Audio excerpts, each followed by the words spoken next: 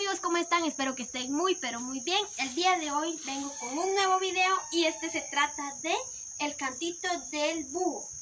Para los que me han pedido que cante cantitos en el idioma Erchi, hoy vengo con un nuevo video del cantito del búho en el idioma Erchi y castellano hablante.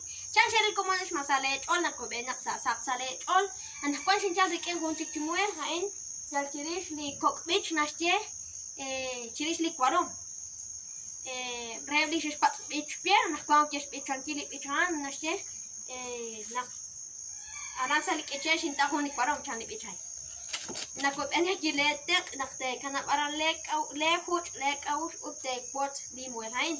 Esperando siempre de su apoyo, que dejen su like, su comentario y que compartan el video. Empezaremos. Katikipa.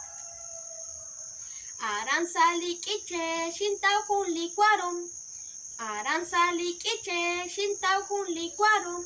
Cucu nasche, cucu, cucu. Cucu nasche, cucu. Muy bien. Este es el cantito del búho.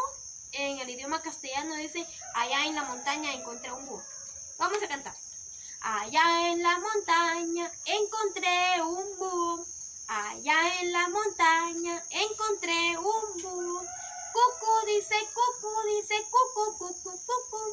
Cucu dice, cucu. Esta traducción es literal por Yodari Cordón. Saludos amigos y muchísimas gracias.